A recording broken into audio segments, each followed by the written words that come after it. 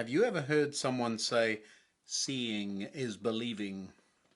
For the past couple of days, we've been looking at how we do things without seeing them. We talked about listening to directions and trusting God. We looked at trains riding on rails that can be trusted. But today, I want to talk about some of the things that are very real to us that we can't see. What are some of the things you can't see and yet still believe or just know are real? Air, I suppose, is the obvious one.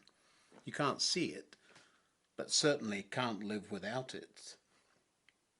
We can see the effects of it, but usually it's invisible. We know it's there, we breathe it, but we can't see it.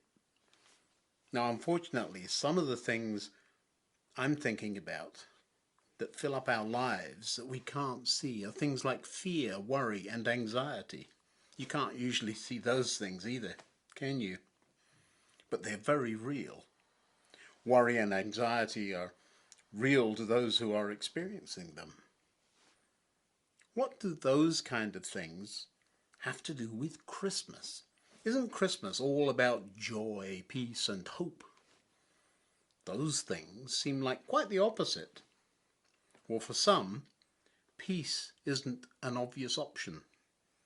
Things can go very wrong in life, and sometimes the big three, peace, joy, and hope, can seem to be taken away from us by things outside of our control. But is that true? It rather depends what you base those things on, isn't it? When chaos reigns all around and it seems like you're in a hopeless situation, how can you find peace? How do you dig for joy when things aren't going at all well? So many times when things we think of as out of control are only actually out of control because we've given up and allowed ourselves to be defeated. There's a lovely twist to this.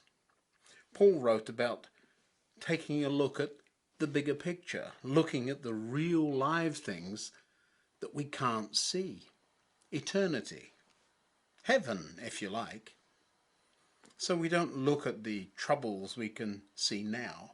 Rather, we fix our gaze on things that cannot be seen.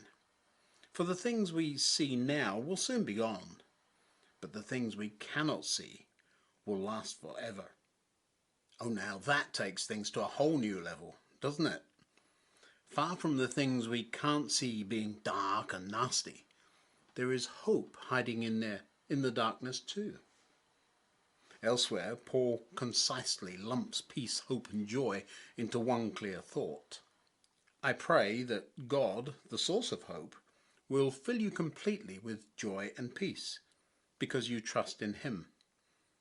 Then you will overflow with confident hope through the power of the Holy Spirit. God, the source of hope. That makes a world of difference, doesn't it? When your hope comes from something solid and unshakable, it is real hope, not just wishful thinking. Placing our hope in God alone, letting God fill every dark corner, pushes out fear, worry, and anxiety. Lovely. Those things are like getting coal in your sock at Christmas. I don't think I've ever thought of God in quite that way before, but nonetheless, hope, true hope, ultimately brings His friends to the party. Those friends are joy and peace. Until tomorrow, goodbye.